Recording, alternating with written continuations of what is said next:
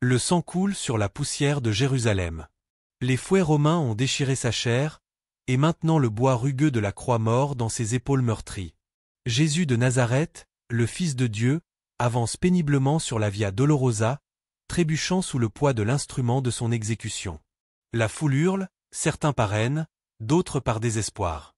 Mais alors qu'il s'effondre une fois de plus, incapable de porter plus longtemps cette charge, un centurion romain balaie la foule du regard.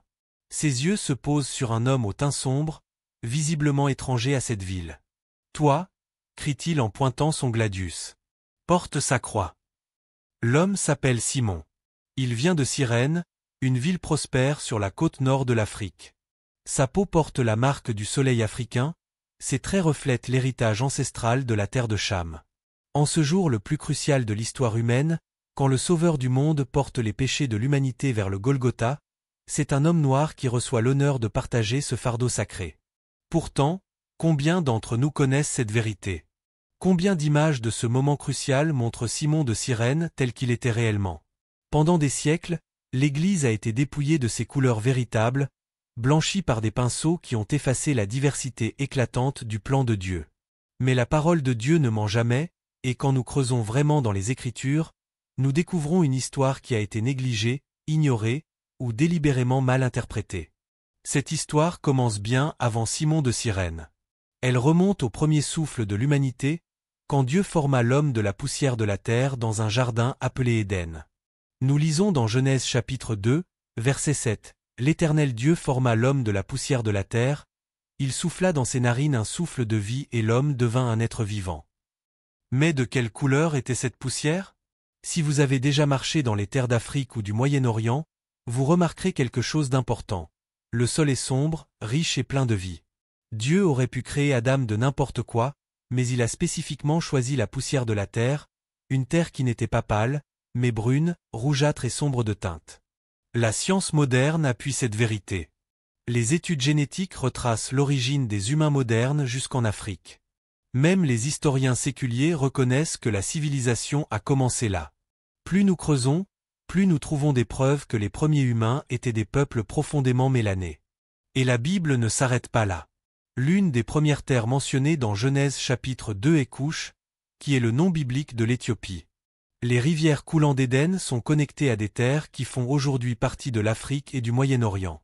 Imaginez Adam se réveillant pour la première fois, ses yeux s'ouvrant sur un monde parfait.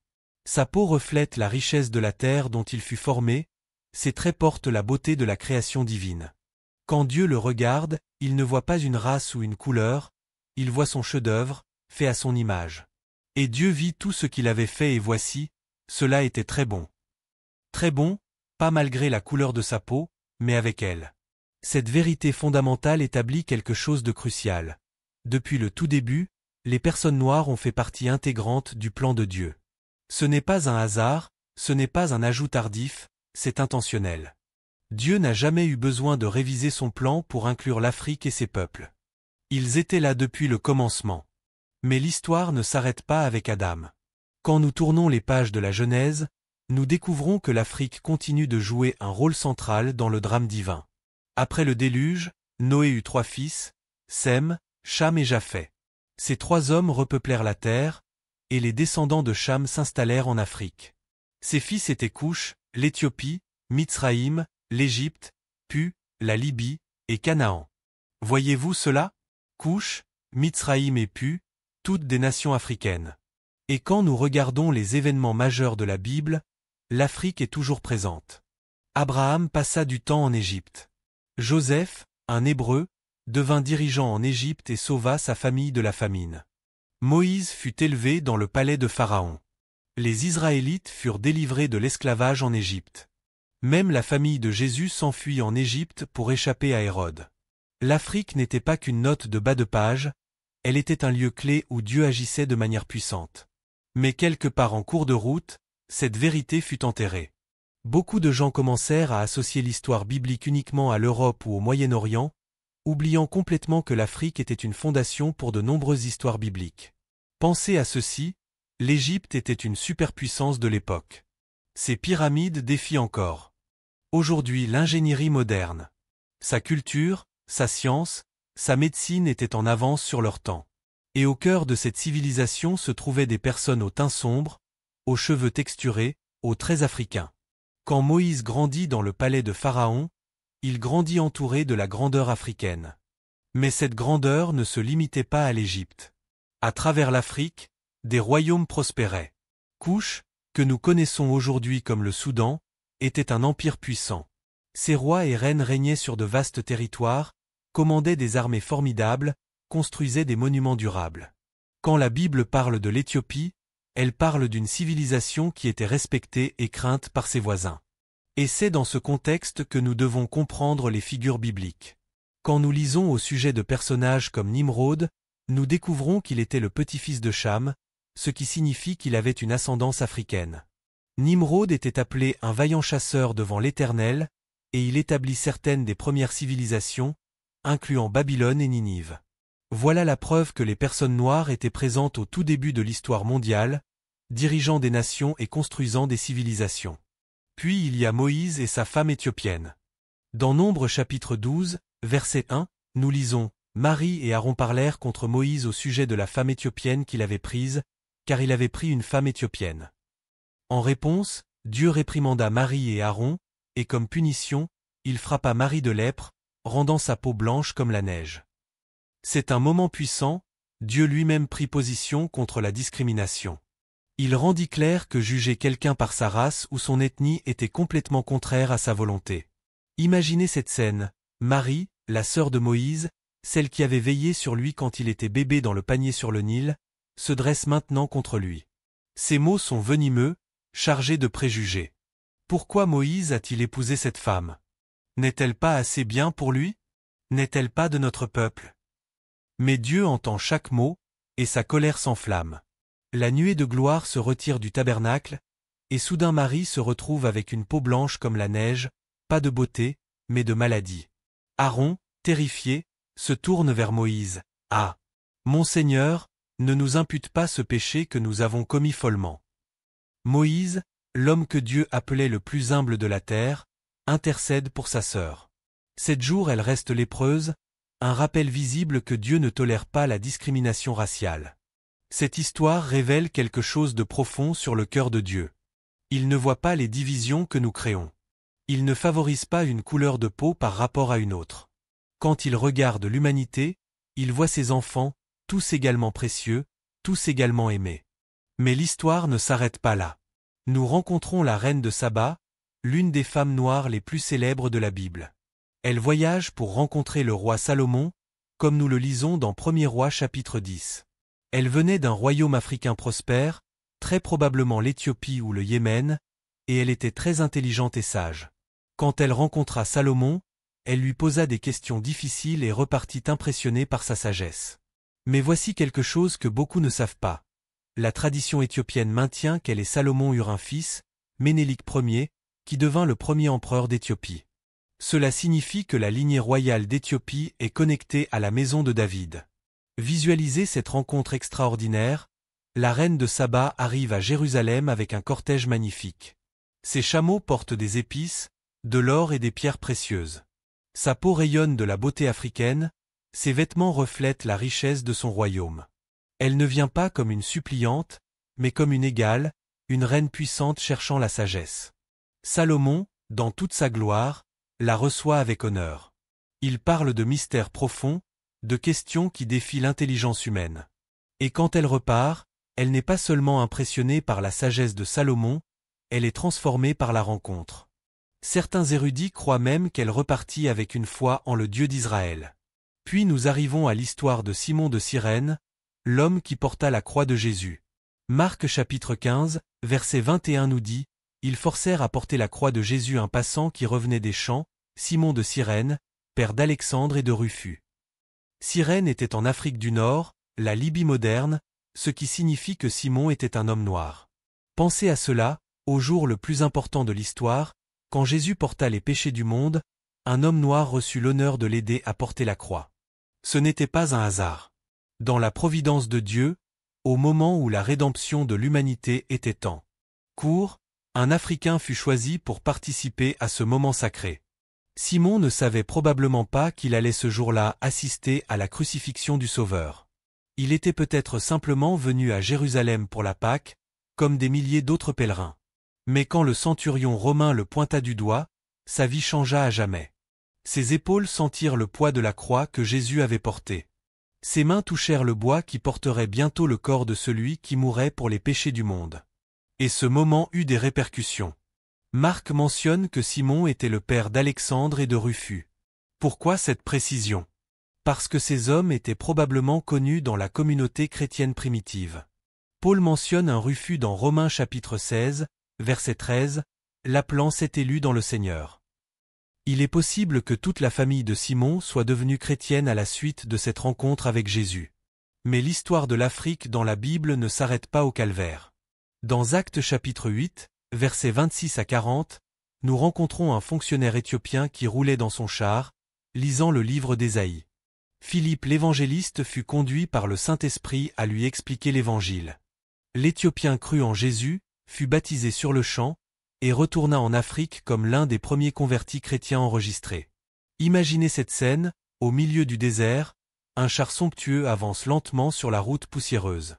À l'intérieur, un homme noir de haut rang, eunuque de Candace, reine d'Éthiopie, lit attentivement un rouleau. Sa peau porte la noblesse de la cour éthiopienne, ses vêtements reflètent sa position élevée. Mais son cœur a soif de vérité spirituelle. Soudain, un homme court vers le char. C'est Philippe, envoyé par un ange pour cette rencontre divine. « Comprends-tu ce que tu lis » demande-t-il. L'Éthiopien répond avec humilité. « Comment le pourrais-je, si quelqu'un ne me guide » Et là, au milieu du désert, l'Évangile franchit une nouvelle frontière. Philippe explique comment Jésus accomplit les prophéties d'Ésaïe. L'Éthiopien écoute avec fascination. Quand ils arrivent près d'un point d'eau, l'Éthiopien s'écrie « Voici de l'eau, qu'est-ce qui empêche que je sois baptisé ?» Et immédiatement, il descend dans l'eau et est baptisé. Cela signifie que le christianisme atteignit l'Afrique avant même d'atteindre l'Europe. L'Église éthiopienne, qui existe encore aujourd'hui, trace ses origines à cet homme. L'Afrique ne reçut pas l'Évangile à travers la colonisation, elle fut l'une des premières régions à l'embrasser. Mais pendant des siècles, une mentalité perverse a utilisé la Bible pour justifier l'oppression des personnes noires. Le mensonge le plus destructeur fut l'idée que les personnes noires étaient maudites dans la Bible. Cette croyance fut utilisée pour justifier l'esclavage et l'oppression, mais elle est basée sur une lecture complètement erronée des Écritures. Regardons ce qui s'est réellement passé dans Genèse chapitre 9, versets 18 à 27. Après le déluge, Noé planta une vigne, but trop de vin et s'endormit nu dans sa tente. Son fils Cham le vit et le dit à ses frères. Sem et Japheth couvrirent respectueusement leur père sans regarder. Quand Noé se réveilla, il était en colère, mais voici la partie clé, maudit soit Canaan. Qu'il soit l'esclave des esclaves de ses frères. Avez-vous remarqué? Noé ne maudit pas Cham, il maudit Canaan, l'un des fils de Cham. Et cette malédiction ne concernait pas l'Afrique. Les descendants de Canaan ne s'installèrent pas en Afrique, ils vécurent au Moyen-Orient, dans l'Israël moderne, le Liban et la Syrie. Cette prophétie s'accomplit quand Israël conquit la terre de Canaan, pas lors de la traite transatlantique des esclaves. Pendant des siècles, les marchands d'esclaves et les théologiens racistes tordirent cette histoire pour dire que toutes les personnes noires étaient maudites pour être esclaves. C'était un mensonge complet. Il n'y a nulle part dans la Bible où il est dit que les personnes noires étaient maudites ou destinées à être servantes. En fait, la Bible parle constamment contre l'oppression. Exode chapitre 21, verset 16 dit « Celui qui dérobera un homme, et qui l'aura vendu ou retenu entre ses mains, sera puni de mort. » C'est une condamnation directe de l'esclavage. L'idée que les personnes noires étaient destinées à l'esclavage n'est rien d'autre qu'un mensonge créé par l'homme pour manipuler les Écritures dans un but de pouvoir et de contrôle. À travers l'histoire, des gens malfaisants ont mal utilisé la Bible pour justifier leur propre méchanceté. Mais la parole de Dieu est claire, tous les peuples sont faits à son image. Actes chapitre 17, verset 26 dit « Il a fait que tous les hommes, sortis d'un seul sang, habitent sur toute la surface de la terre. » Il n'y a pas de race inférieure aux yeux de Dieu. Mais la Bible ne se contente pas de réfuter les mensonges sur le passé, elle prophétise aussi l'avenir. Beaucoup de croyants ont remarqué que certaines des prophéties concernant la souffrance, la captivité et l'oppression semblent refléter les luttes historiques des personnes noires. Pourrait-il être que la Bible ait parlé des difficultés que les personnes noires affronteraient bien avant qu'elles n'arrivent? Dans Deutéronome chapitre 28, Dieu expose 2 chemins pour les Israélites. Des bénédictions pour l'obéissance et des malédictions pour la désobéissance. L'un des passages les plus frappants est Deutéronome chapitre 28, verset 68, « Et l'Éternel te ramènera sur des navires en Égypte, par le chemin dont je t'avais dit, tu ne le reverras plus. Là, vous vous offrirez en vente à vos ennemis, comme esclaves et comme servantes, et il n'y aura personne pour vous acheter. » Être emmené sur des navires, cela ressemble beaucoup à la traite transatlantique des esclaves. Être vendu comme esclave, les personnes noires ont fait face à des siècles de servitude forcée. Personne pour acheter, cela pourrait faire référence à la réalité que même après l'esclavage, l'oppression et la discrimination ont continué. Beaucoup d'érudits débattent pour savoir si ce passage concerne directement la traite transatlantique des esclaves, mais une chose est claire. Les luttes décrites dans ce chapitre portent une ressemblance troublante avec ce que les personnes noires ont enduré à travers l'histoire. Dieu avertit son peuple encore et encore au sujet de l'oppression et des mauvais traitements. La Bible nous dit que l'injustice arrivera, mais elle promet aussi que Dieu apportera la justice. Psaume 103, verset 6, « L'Éternel fait justice, il fait droit à tous les opprimés. » Proverbe chapitre 22, verset 16, « Opprimer le pauvre pour augmenter son gain, donner aux riches, ne mène qu'à la disette. » Ésaïe chapitre 1, verset 17, « Apprenez à faire le bien, recherchez la justice, protégez l'opprimé. » Peu importe combien d'injustices les personnes noires ont affrontées à travers l'histoire, la Bible rend clair que Dieu n'est pas aveugle à la souffrance. Il voit, il entend, et il apportera la justice en son temps parfait. Les luttes que les personnes noires ont endurées, de l'esclavage à la ségrégation, du colonialisme au racisme, sont douloureuses et indéniables. Mais la Bible nous rappelle aussi que la souffrance n'est pas la fin de l'histoire. Dans l'Exode, Dieu délivra les Israélites d'Égypte. Dans le livre des Juges, il sauva répétitivement son peuple de l'oppression. Dans le Nouveau Testament, Jésus vint pour libérer les captifs. Dieu est un Dieu de justice, et aucune oppression ne dure éternellement. Les luttes des personnes noires ont été vues par Dieu et son plan est toujours d'apporter la délivrance, la restauration et la guérison. Et dans cette délivrance, nous voyons le cœur de Dieu pour toutes les nations. L'un des plus grands mensonges jamais racontés est que le christianisme est la religion d'un homme blanc. Cela ne pourrait pas être plus loin de la vérité. Les personnes noires ont fait partie du plan de Dieu depuis le tout début, et la Bible rend clair que son royaume est pour tous les peuples. Actes chapitre 17, verset 26, « Il a fait que tous les hommes, sortis d'un seul sang, habitent sur toute la surface de la terre. » Ce verset est puissant parce qu'il nous rappelle que peu importe d'où nous venons, nous sommes tous connectés. Il n'y a pas de race supérieure ou inférieure, seulement la création de Dieu. Beaucoup de gens ne réalisent pas que certaines des premières églises chrétiennes étaient en Afrique. Actes chapitre 13, verset 1 mentionne un homme nommé Siméon appelé Niger, ce qui signifie noir. Il était l'un des prophètes et enseignants dans l'église primitive. L'église d'Alexandrie, en Égypte, était l'un des centres chrétiens les plus influents au monde. Augustin d'Hippone, l'un des pères de l'église les plus célèbres, était un homme africain dont les écrits ont façonné la théologie chrétienne pendant des siècles. L'idée que le christianisme fut donné aux personnes noires à travers la colonisation est complètement fausse. La vérité est que l'Afrique fut l'un des premiers endroits à recevoir l'Évangile, et les personnes noires ont fait partie de la foi depuis le commencement. Une des images les plus belles dans la Bible se trouve dans Apocalypse chapitre 7, verset 9. Après cela, je regardai, et voici, il y avait une grande foule, que personne ne pouvait compter, de toute nation, de toute tribu, de tout peuple, et de toute langue. Ils se tenaient devant le trône et devant l'agneau. Le ciel n'est pas un endroit pour une seule race ou un seul groupe de personnes. C'est un lieu où chaque nation et chaque couleur de peau adorera Dieu ensemble. Cette vision nous rappelle que les personnes noires ne sont pas une pensée après coup dans le royaume de Dieu. Nous étions toujours destinés à faire partie de son plan. Si vous avez déjà senti que le christianisme ne vous incluait pas, ou si on vous a dit que votre foi était empruntée à quelqu'un d'autre, sachez ceci. Vous faites partie du dessein divin de Dieu et rien ne peut changer cela. Depuis le tout début, Dieu a eu un but divin pour les personnes noires, et ce but continue de se déployer aujourd'hui. Nous avons déjà vu que l'Afrique joua un rôle central dans la Bible et que beaucoup de figures bibliques étaient noires. Mais ce qui est encore plus puissant, c'est comment Dieu utilisa les personnes noires pour façonner la foi. Les chrétiens éthiopiens furent parmi les premiers à suivre Jésus. L'Église africaine produisit quelques-uns des plus grands penseurs chrétiens comme Augustin. Les croyants noirs à travers l'histoire sont restés forts dans leur foi même face à la persécution. Le christianisme n'est pas seulement une partie de l'histoire noire est une partie du christianisme. Dieu utilise encore les personnes noires pour faire des choses incroyables pour son royaume aujourd'hui. Les missionnaires noirs répandent l'Évangile à travers le monde.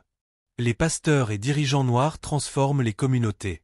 Les chrétiens noirs adorent, prient et restent fermes dans la foi exactement comme les croyants dans les Écritures.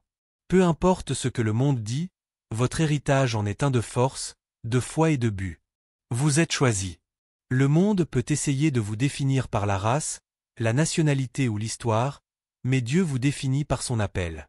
1 Pierre chapitre 2, verset 9 dit, « Vous, au contraire, vous êtes une race élue, un sacerdoce royal, une nation sainte, un peuple acquis, afin que vous annonciez les vertus de celui qui vous a appelé des ténèbres à son admirable lumière. » Cela signifie que vous n'êtes pas oubliés. Vous n'êtes pas maudits. Vous n'êtes pas moins que quiconque. Vous êtes choisis. Peu importe quelle lutte vous avez affrontée, peu importe ce que l'histoire dit, le plan de Dieu pour vous est plus grand. Pendant trop longtemps, la vérité sur les personnes noires dans la Bible a été négligée. Mais maintenant la vérité est claire, le plan de Dieu vous a toujours inclus. Ce n'est pas seulement une question d'histoire, c'est une question d'identité. Quand vous comprenez qui vous êtes aux yeux de Dieu, aucun mensonge, aucune oppression, aucun faux enseignement ne peut vous ébranler. Vous n'êtes pas une pensée après coup. Vous n'êtes pas oublié. Vous êtes choisi, appelé et créé dans un but. Dieu ne fait jamais d'erreur. Tout ce qu'il fait est intentionnel. Les luttes du passé ne vous définissent pas, Dieu le fait. Il a placé la grandeur en vous, et il écrit encore votre histoire. Alors maintenant, la question est, que ferez-vous de cette vérité? Laisserez-vous le monde vous dire qui vous êtes, ou resterez-vous ferme dans ce que Dieu dit de vous? Resterez-vous silencieux ou partagerez-vous cette vérité avec d'autres? Il est temps d'entrer dans votre identité divine. Marchez avec audace, dites la vérité, vivez avec un but, parce que le plan de Dieu pour vous est plus grand que tout ce que le monde pourrait jamais imaginer. Vous êtes ses enfants bien-aimés, héritiers de ses promesses, participants de sa gloire éternelle. Cette vérité a été cachée trop longtemps, mais elle ne peut plus être niée. Depuis les jardins d'Éden jusqu'au rivage éternel du ciel, les personnes noires ont été, sont et seront toujours une partie précieuse du plan parfait de Dieu. Marchez dans cette vérité. Vivez dans cette vérité. Partagez cette vérité. Car elle vous libérera, et elle libérera ceux qui l'entendront. Merci d'avoir regardé Histoire biblique. Si cette vérité a touché votre cœur, partagez-la avec ceux qui ont besoin de l'entendre. Et n'oubliez pas de vous abonner pour plus de révélations sur les trésors cachés de la parole de Dieu.